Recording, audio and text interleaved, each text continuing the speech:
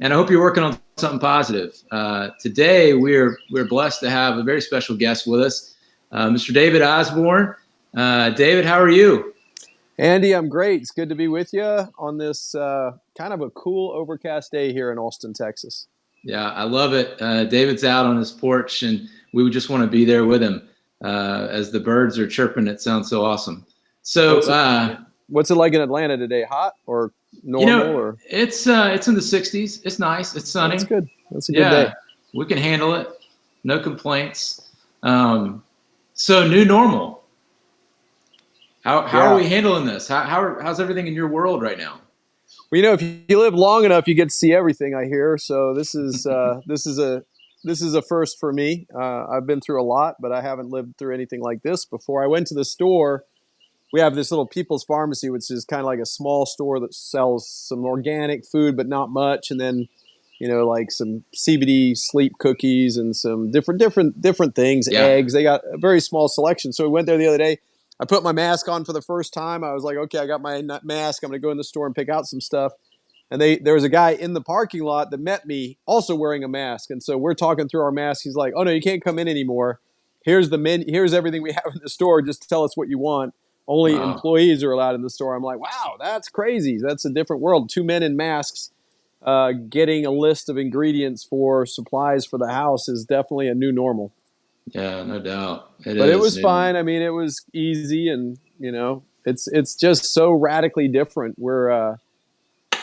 It's radically different, and we haven't begun yet to see the impact economically. Which from a family point of view, it's almost been enriching. We've had more time with the kids and more time as a family. Trying not to drive each other crazy, but we're getting out and walking a lot. We're playing ping pong. We have this little tennis thing you can hit that's attached to a weight. So my daughter's been hitting that a lot. We've been trying to see who can get the most hits. Nice. Shooting some baskets, wrestling with my son who's 3, and doing other stuff. So there's a lot of good coming out of it. Walking with our neighbors. I know all my neighbors now better than I've ever known them before. So. But business wise, we haven't yet seen the impact, and I know it's like just over the horizon. Yeah, I mean it's so bizarre because we're seeing really houses still listed. We're seeing really good volume in terms of homes going under contract. It's bizarre, but of course we all know that was from work that we did 60, 90 days ago. Right. And we are starting to see slowdown in appointments, and we've been working as a team, to make sure that we get people comfortable on virtual meetings and developing new skills. I mean, that's the name of the game. Yeah, I just listed a property that I own. We had a great February, which paid out in March. We had a great March, which is now paying out in April. But as you said, the projection, is May, June, and July are pretty bleak. So we'll see. There's definitely still activity right now.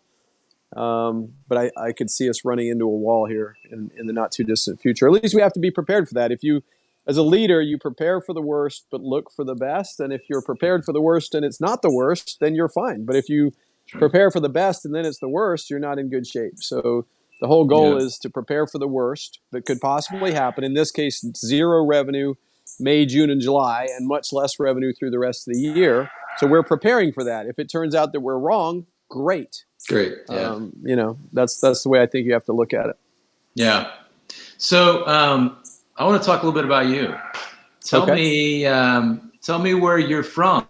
Tell me a little bit about your background and how did you find real estate? Yeah. So I'm a military brat. My dad was a Green Beret colonel who ended up as a diplomat in London. My mom's a Brit. I was raised mostly in England and Germany. Got back to America at age 14. Went to a bunch of high schools, was a lawnmower kid, had a lawn mowing company, moved around a lot, was a bit of a troublemaker as a kid, and went to college, graduated with a 2.2, so I wasn't a very good student. And then got out of college and worked for a year at a job selling computers door to door, which was kind of fun. I did well at it, but after 1 year, my boss, it's a long story, but my boss was a female and she was inappropriate. Today they'd call it Me Too or Him Too or something like that. Back then we just called it bad business. Yeah. So I quit my job and went hitchhiking around the world for 2 years. and came back from that. And my mom was a realtor at Keller Williams. My mom is Althea Osborn, a legend in the company, Gary Keller's fifth agent. And she just said, "Hey, why don't you come work with me in real estate?" I said, "I don't really want to work in real estate. I want to work back in high tech. But while I'm looking for a real job, I will come work with you in real estate," is kind of how I phrased it. And then I fell into it. I got into real estate, and I sold a buddy a house and made $5,000, and we'd driven around every weekend and talked and had a beer after the showings. And the next thing I know, I made $5,000, and I thought, wow, maybe this isn't such a This is silly awesome. job after all. Yeah, this is pretty good. Yeah. So I went all in. Mark Willis was my mentor, who went on to be CEO of Keller Williams. Gary Keller was the OP of the office. Mo Anderson was my mentor. She was right there. I was just so lucky to get in early. And Keller Williams hadn't made it. They weren't profitable. They were not famous. We were tiny. I think there was like 800 agents in the office, in the company, nationwide when I joined. And so I got all this direct coaching and teaching from Gary with classes of 15 people, and I just grew my career right alongside Gary Keller as a mentor, and Mo Anderson as a mentor, and Mark Willis as a mentor.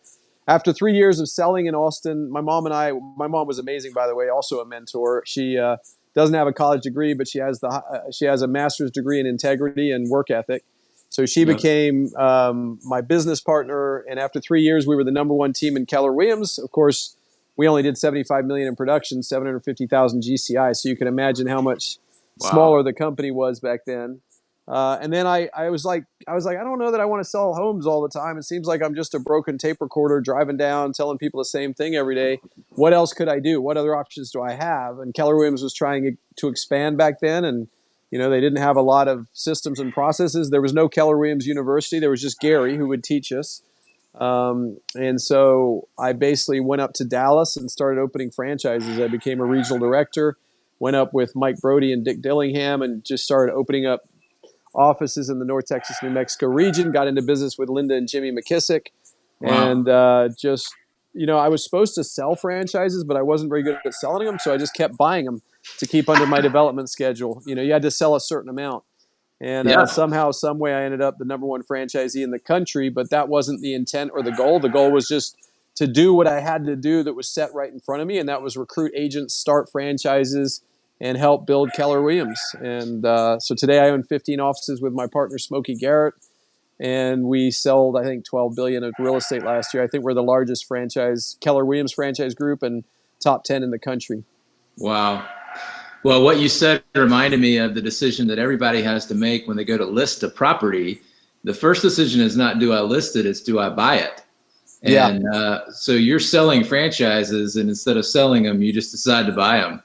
Yeah, and I wish I could say it was because I was intelligent the way you just described it. The reality was I had to sell a certain amount, and I found I could get agents excited and interested in joining Keller Williams. But when you asked, will you take the risk of owning the franchise, they were like, no.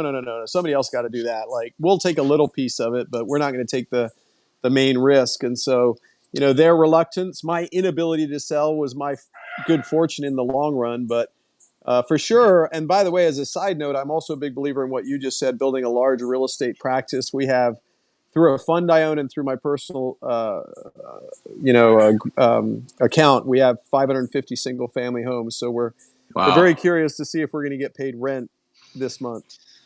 Yeah, I can imagine. I thought about that. They're not allowing any dispossessory right now, and the laws are really tightening up on that. And I would imagine that your property manager is busy right now. Yeah, I have an employee who manages the property managers because we've been in 40 states in the past, but I think we're in at least a dozen right now. And I think we're pretty tight this month. I don't think it'll be terrible. I think we could be in the 80s. We'll see what happens. Again, we go back to May. May is going to be the big tell, right? Because most guys still have money for rent this month. That's what I'm seeing kind of softly so far. I don't have all the data yet, but for sure this is going to be an ongoing problem, especially when you have a governor saying, don't bother paying rent. They can't evict you, which is an interesting expression of leadership. Gosh. Where, but it's fine. And the feds are really stepping up big with the PPP and the disaster relief loans that they're doing. So we're applying for those as well as a backstop and trying to keep everybody employed and everybody paid. The PPP actually is pretty simple. In fact, we just got the application. One of the MCAs filled out an application for it. I mean, it was like 3 pages. It was simple. I was glad to see that, at least Yeah, so far. we've got a team working on it. I think we're putting in 14 applications on Friday. Yeah. And yeah, it's straightforward. It helps if you have a relationship with a bank. We've got a good relationship with a couple of banks, but primarily Frost Bank here in hmm Texas. So that's who hmm we're going to drive it through. Yeah. So talk to me about growing up around Gary Keller, because obviously your mom was like right by his side, and we've all heard the stories of her traveling with him and really helping him set up appointments to recruit agents and help him set up systems. What was that like to be kind of in the back seat for all that? You know, it was so interesting. If I think about when I first met Gary, I was probably about 14 or 15 or maybe 16, somewhere around there. And he was 20. He's exactly 10 years, approximately 10 years older than me, 10 years plus or minus a few months. So he would have been 25, 26. And, you know, he was super ambitious back then. And I had a lawn mowing company. I remember saying, well, as you grow Keller Williams, I'm going to grow my lawn mowing company and I'm going to cut the yards in all the listings across the nation. He was always very encouraging, very business focused. He always poured into people. Even back then, he was more of a one-on-one guy. So, you know, sometimes you'd go to a party and he'd just pour into you for the whole party. My mom was very social. She was a diplomat's wife, so she used to have these host gatherings at her house. In fact, in the early days of Keller Williams, all the regional owners would come to her house, and there would always be a party, a cocktail party, and Gary would show up, and there was a lot of social driven by mom, and then Gary being, of course, the visionary and the driver that he was. So it was pretty special. I mean, I look back on it and think how lucky I am. Gary always talked about having mentors that were wealthy when he was a kid, and for me to have a future billionaire as an ongoing mentor, you know, I find myself, I was recruiting. So in 96 or so, I'm out recruiting. And I remember this guy who's still a friend of mine to the day came over and he said, man, you're a 29-year-old kid. You sound like you're 50.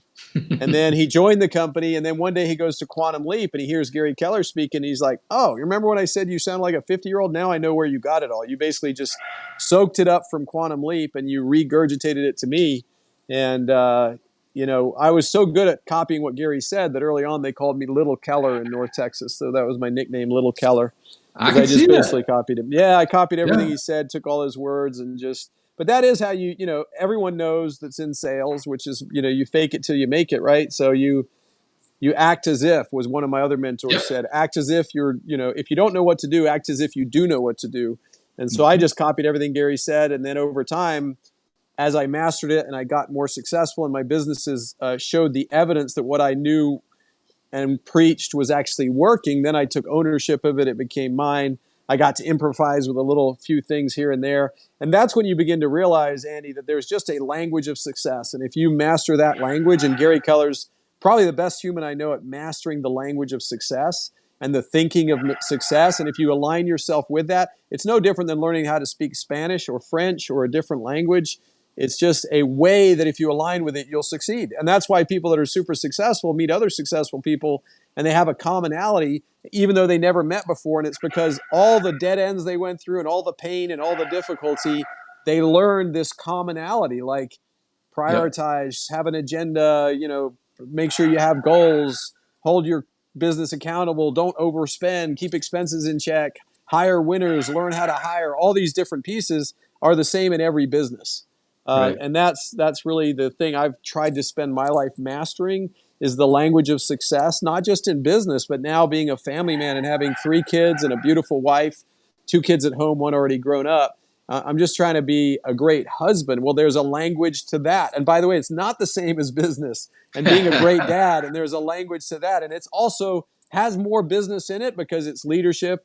But you can't lead your wife. You don't lead your wife. You bond with your wife. I mean, you can lead by example. You can lead by commitment, but you certainly can't boss her around like, you know, hey, we're going to go do this and this and this today.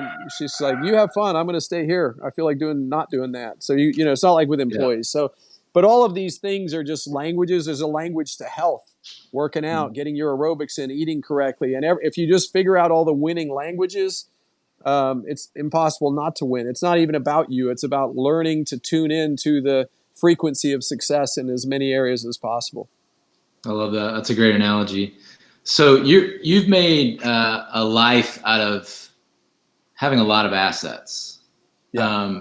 Cash You flowing have an assets. asset-rich life. What has that afforded you? What is having an asset-rich life given you? Well, And you why mean is that important? up until 3 weeks ago? Right before the stock market crash, and yeah, I'm not in the stock market, so what was great. By the way, I tried to short the stock market, but because I'm not in it, I don't really know how. Because I was reading stuff about China, and I was like, this isn't going to be good, and I tried to short it with my team, and I missed the window. Anyway, that doesn't matter. What's neither here nor there. I went all in real estate. The dot-com crash of 2000 taught me that I know nothing about the stock market. I never went back in since then. yeah, I bought a bunch of distressed assets in 10 and 11. I did well with those. So I have a real estate portfolio that's pretty significant. And when you have cash flow, mailbox money coming in, you have maximum freedom. And what's great about maximum freedom is you can spend your life how you want to do it. And so I think I reached that point. You know, it all sunk home for me when I moved to Austin, took a job at corporate with Gary Keller as president of core services. And literally 5 months after I moved down to Austin and had to replace myself with John Davis in North Texas, New Mexico, who was my team leader in Southlake for 10 years. Um, I think that's right, maybe 9. My dad got cancer. He got bad lung cancer. Pretty early on, it was pretty clear it was most likely a death sentence. And for 3 years, it took him 3 years to process through that. After working at corporate for about 18 months, I asked for kind of half time. I went home, and then after 2 years, I just stopped that job and stayed a nurse dad. And I got to spend all of 2008 working 15, 20 hours a week and spending all the rest of my time with my dad, going to MD Anderson with my mom, nursing him through that sickness. And I'm so proud of that. I'm so grateful, first off, that I was afforded the ability to spend all that time with my dad and nurse him into death. And I'm also, very proud of it, but very grateful. And that's an example of, what wealth affords you and what passive income. Because that entire time, I was basically sitting on assets that were paying me, more money than most people make in a lifetime, almost annually. Does that make sense? And sure. that was because of the work I'd done before, the 10 years where I did work 14 hours a day for, took no vacations, did what everybody does to build it. 10 years of, I call it 20 and 10. You work 20 years in 10. But Mm-hmm. then when my dad got sick, it forced me to also realize that how much I could let go. Obviously, John Davis was a pretty good hire because he's so driven, but I was able to let go of that business, and John ran it. And when I first moved down and quit that, backed off that job, I thought, oh man, it's gonna slip, it's gonna go backwards without my incredible leadership there. And then what did it do? It just went up. It just got better, and it taught me how kind of irrelevant you are. Like, you're relevant to your world, but you're not as important as you think you are. And I remember a great analogy I got from a guy then, a teacher of mine, and he said, if you put your hand in a bucket of water, you take up space. When you pull your hand out, the water fills all the space. That's how it is in life too. You may feel like you're very important to that bucket, but when you pull your hand out, the water fills. And so that was another big aha. So that wealth has afforded me the opportunity to, the passive income mainly, to kind of do what I want. And I've seen guys, by the way, Andy, that have had exits from companies they've sold versus cash flowing assets, and it's totally different. When you sell a company and make 20, 40, 50, 100 million, whatever it is, it doesn't matter. You're always kind of watching that nest egg. You're trying to keep it growing. So they're much more nervous because I've had large cash flow. And by the way, I was very frugal all the way up until a long time. I'm not anymore, but I was super frugal building these businesses and building my cash flow. Yeah. And then because I have the cash flow, I'm able to buy my wife a new car. I'm able to buy a lake house, and it doesn't fear me. I'm not afraid of the negative cash flow in my personal life because I have cash flow coming in to cover it while my assets are still increasing in value. So I've always been a cash flow guy. Gary talks about that too, being a cash flow guy, and I've always been a value guy. So I look for value assets, not growth assets. So I'm not buying houses in Austin. I'm buying them in Mississippi. That may or may not be smart. If I'd only bought in Austin, in hindsight, I'd have probably done better from a net worth point of view. But I have 101 single family homes that pay me about $500,000 a year. Now they Wow. did, again, let's say before May. We Yeah. don't know what's going to happen. So I think all of our listeners, I tell every agent, you should own at least one rental property. I mean, it's just, people are like, oh, but I had such a bad experience and I had a bad tenant. No, that's just because you didn't know how to run it and do it right. You have to get better at it. You have to do what I said. You have to learn the frequency of rental properties. You have to learn the leadership skills of rentals. Buy one that has positive cash flow. Let the tenant pay it off for you, and you just doubled your Social Security. At the very least, if you just did one, you doubled your Social Security. And I'm also lucky enough to hang out with a group of guys that were real estate agents that are financially free that did what? Buy real estate. Pat Hyben, $40,000 a month passive income from real estate. Tim Rode, $22,000 a month passive income from real estate. But again, before COVID, all of this is now, Right. it's this, Right. it's the most interesting time, right? Because all these tried and true strategies that have been true for my entire life now have a little like warning signals on them that we've never had before. But, just a lot of guys, the McKissicks, great friends, great partners, really better partners than friends. They're the best partners you could ever ask for in business. Oh, yeah. And they own a bunch of properties too, like 200 and something. So every realtor listening should own property. Sorry for getting on my soapbox there, but I'm No, such a no, believer no. in. No, that's great. You were talking about the guys, Pat and all those guys. That's the GoBundance crew, right? That is correct. So 20 I mean, years ago, go ahead. yeah, tell us about that. 20 years ago, I was in a mastermind with Fred Gross, and he said, pick out a guy who's going to be your accountability partner. I looked across the room, saw a guy, Pat Hyben, gave him the nod. He gave me the nod. It's the man nod. We all us men know the man nod. Sure. And we became peer partners. And I think we were the only younger guys in the class. Maybe that's why. But Dr. Fred said, from now on, you're going to be a coach for the other guy, and they're going to be an accountability coach for you, and you're paying each other in time. So there's no money changing hands. They're your coach, you're their coach. And then he said, every quarter, you're going to pick 3 things you're going to do, and they're going to change your business, like significant working on the business type stuff. And you're going to send it to Pat, and he's going to hold you accountable to get it done, and vice versa. So we held each other accountable for 8 years. Our business got better, more successful. When we first started doing this, we competed on the number of hours worked. This is back in my 14-hour days. He was doing 16 hours, by the way. He was outworking me. I've worked, by the way, 10 hours a day almost since this crisis started. I'm like, oh, I remember. Yeah, I remember I used to do this even more. Yep.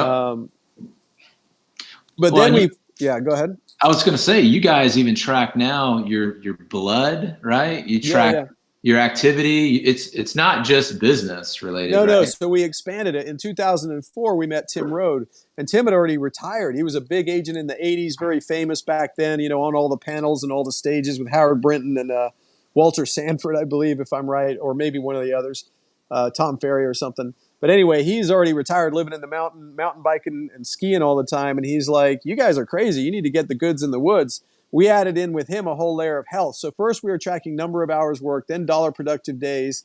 Then we flipped over to tracking the number of days off.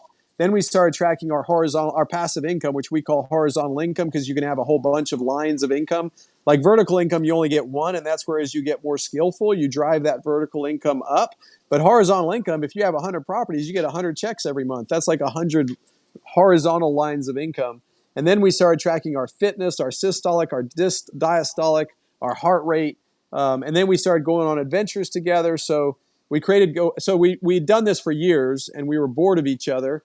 And we all said, hey, let's just invite one more person on a trip. So we climbed Mount Whitney and invited a person, and we met Mike McCarthy, who became a good friend. And then we did Kilimanjaro. And then we eventually got together in my house in Steamboat, I think in 2013, and said, hey, let's expand this. And a guy called Rock Thomas was there, who happened to be a Tony Robbins guy. He said, you guys have something really good here. You need to open this up into a tribe. So we created a annual subscription, tribe. And we went from 23 to 48 to 50 to 100. Now we're at 240 people. And I'm probably skipping a few steps in there. But Wow. Again, that was all up until pre-COVID. We'll see. But we're having such dynamic conversations in there. We've been all talking about the PPP. They're mostly real estate guys, but we have software guys. We have 6 doctors in the group. Your only requirements is you make 250 grand a year or have $1 million net worth, one or the other. And it's a very dynamic, gritty group of entrepreneurs. And we've been coaching them and teaching them, just like Gary Keller's been coaching us and teaching us. Call your banks, call your landlords, work stuff out, cut expenses down. And it's a fun group. It's a really good accountability-based group. And out of this came Tribe of Millionaires? Tribe of Millionaires is a book we wrote with a ghostwriter that kind of outlines what GoBundance is. And if your listeners go to tribeofmillionaires.com, they can get a copy for free, just shipping and handling, or you can buy it on Amazon. And it's a really well-written book. I'm really proud of it. By the way, I wrote Wealth Can't Wait myself, so that's why it took 7 years and was a labor of love and hate and pain, and probably the most difficult thing I ever did. And then we hired a ghostwriter for Miracle Morning Millionaires and Tribe of Millionaires, and it's like easy breezy. They get you on the phone, ask you a bunch of questions, and then they write the book. So I guess I've got the frequency of success on authorship now.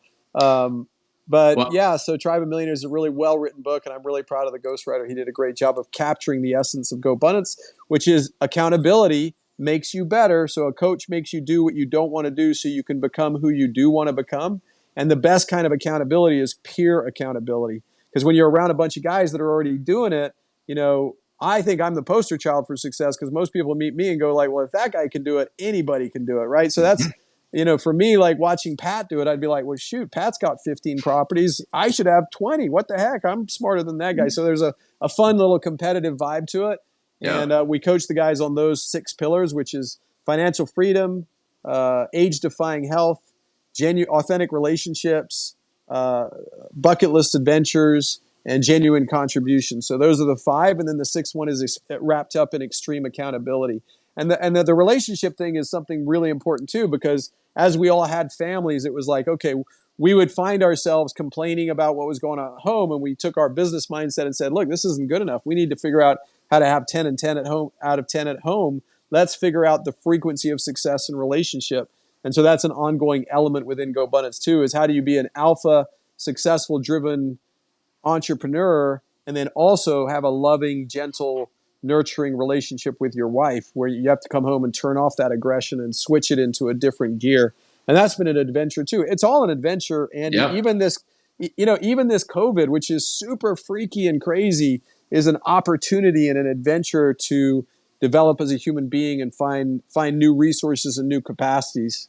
Yeah, I want to definitely talk about those opportunities, but I don't want us to miss out on Wealth Can't Wait, because I've heard you talk a couple of times before Wealth Can't Wait and afterwards, and I remember you talking about the book. In fact, I remember you joking and saying, I'm going to write this book, and you didn't know when it was going to come out. I know it came out 3 years ago, right? 3 years ago this week.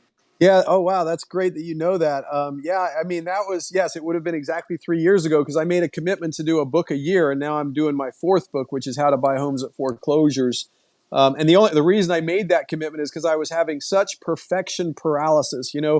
Paralysis by perfection was stopping me from finishing Wealth Can't Wait. And I went on the road 6 or 7 years ago and said, hey, this book's going to be out next year. And my whole speaking fee was just everyone got a book, so whoever was hiring me would buy 1 or 2 books in advance.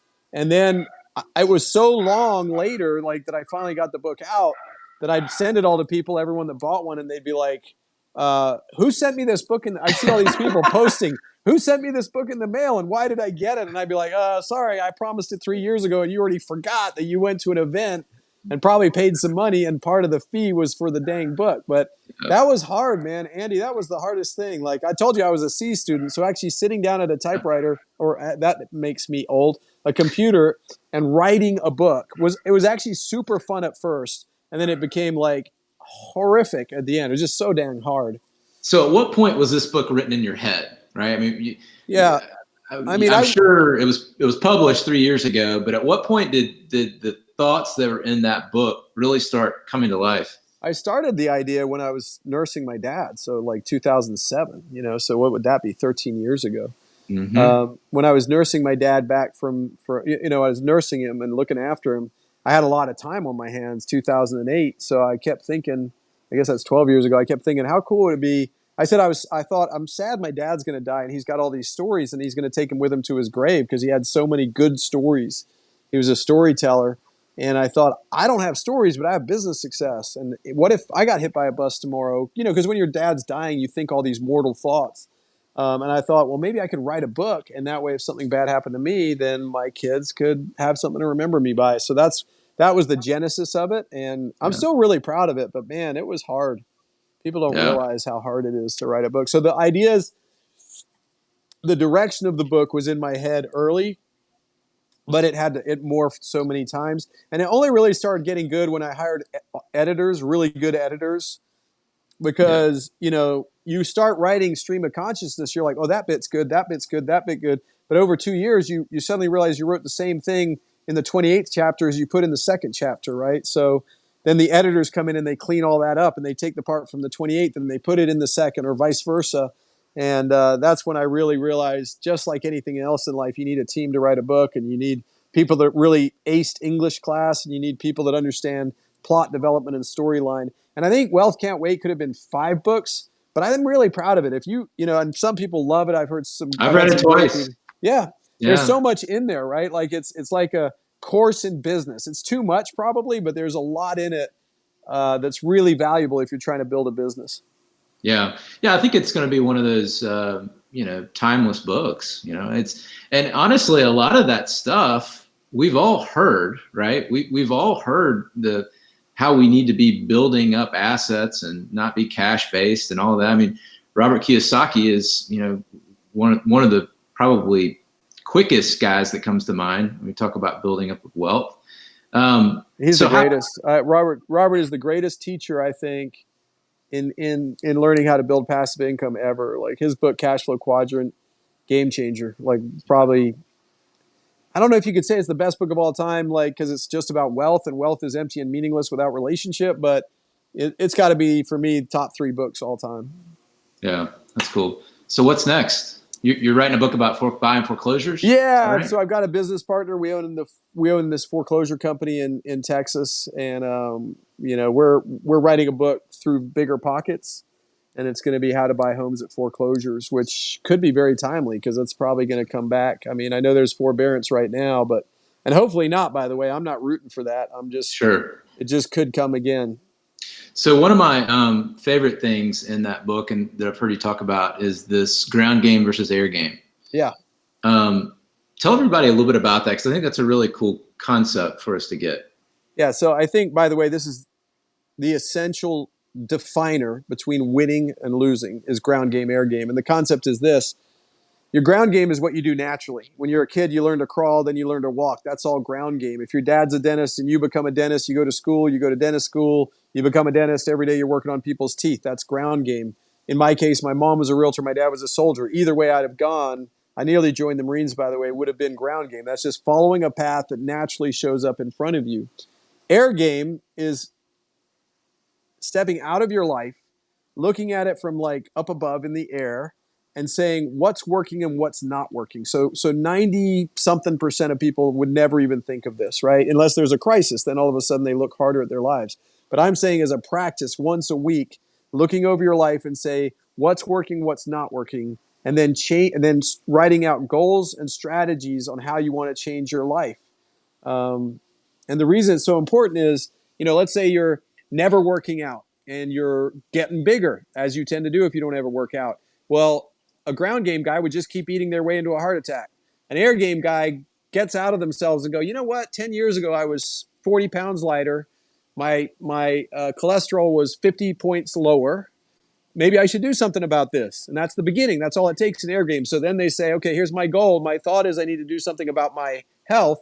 So the goal is to lose 30 pounds and become more exposed to healthy living. And by the way, I'm lighter than I was at 35. My body fat is lower than it was at any time in my life except in college. I'm down to 9%. And it's all Wow. because of a continuing process of education around intermittent fasting, eating mostly vegetables, much more vegetables, working out consistently, all these little nuances.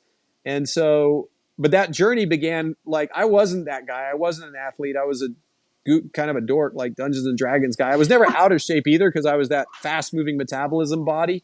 But it wasn't conscious. Now I'm super conscious about it. Every year I might layer in one little bit of nuance. This last year I quit alcohol. I mean, not to zero, but my wife and I would have a glass of wine. We weren't heavy drinkers, but we'd have a glass of wine 6 days a week.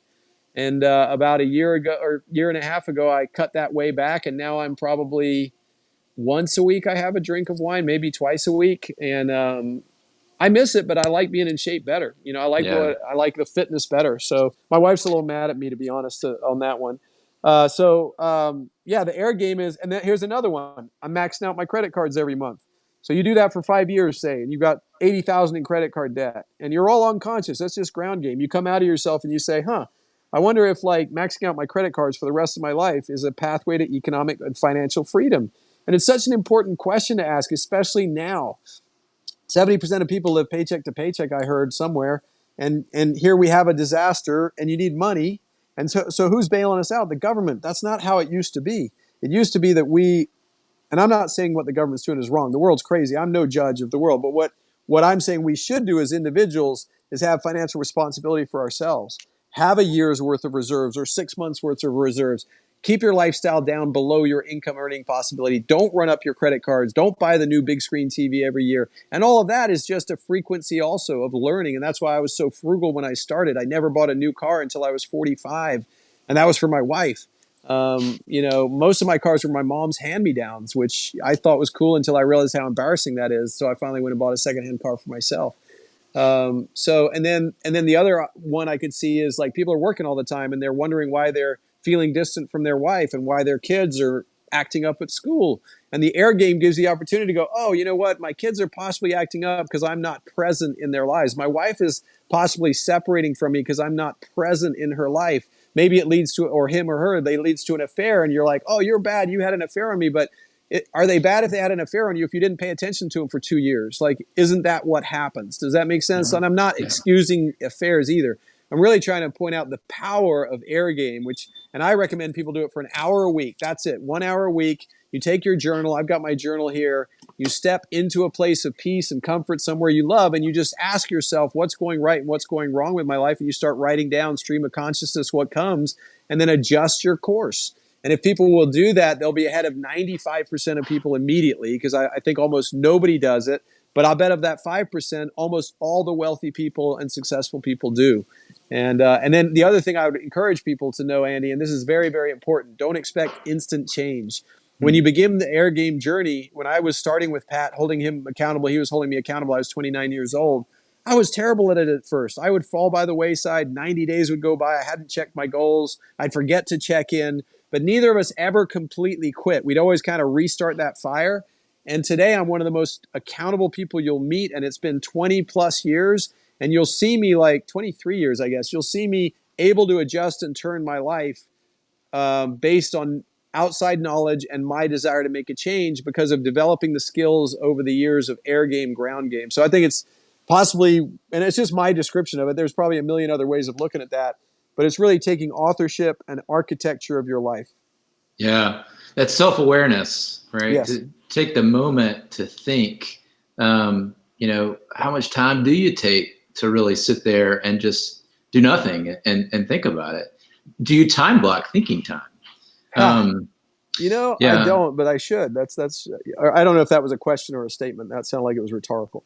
Yeah, I think Gary actually said something like that. And speaking of him, I remember in one of the mastermind groups, he said, if you have a glass of wine every day, okay. If you have 2 glasses of wine in a day, you're an alcoholic. And Leslie and I looked at each other and we were like, oh my gosh, like I've never had somebody talk so straight to me about that. But he's huge into health. He's been a big positive influence on us in terms of health and some of the things that we've done. And, first to the time blocking, I get up usually very early and I do my thinking in the morning when the household is quiet. It's just like in my DNA. So I'm telling your listeners to do it 1 hour a week. I probably do it 5 days a week. I mean, I get up in the morning, I journal, I think about it. And then secondly, on the wine thing, I have heard that it's actually slightly less than a full glass of wine has some health benefits. But how big is your glass? How big is the glass? Right. But no, it's just a normal serving. But I actually have found since I quit alcohol that I feel better. I'm sleeping better. And I say quit again. Keep in mind it's all relative. Like I used to drink 6 days a week. It's been a slowly down cycle in my life. But I feel sharper. I feel better. In fact, I still really enjoy a really good wine, a really good cab, but I don't really love how it makes me feel, and it definitely affects my sleep. I've got the Oura Ring. I track my sleep now. I got that right there. Yeah. And whenever I drink, my body temperature stays more elevated and my heart rate stays more elevated. Yeah, that's interesting. So what do you think is the opportunity coming out of this thing? Well, first off, get your stuff together. Cash is oxygen. Cash flow is oxygen. So just as an exercise, I've called, our team has called all the banks that we have mortgages with and got them all deferred 90 days. I've probably cut, including some other loans I have, 35,000 a month in payments for 90 days. So I don't have to make them. Wow. So I'll have an extra $105,000 in 90 days, which I may just immediately pay it all back with. But what you have to know is right now, cash is king. Accumulating cash is king, because in every downturn, there becomes an opportunity. And I think the opportunities here are going to be significant, like they always are. I don't think they show up. I don't even think it's worth looking for them for 6 months. Now, that's outside of the stock market. I'm not a stock market guy. There's probably a lot you could do in the stock market, because the stock market usually crashes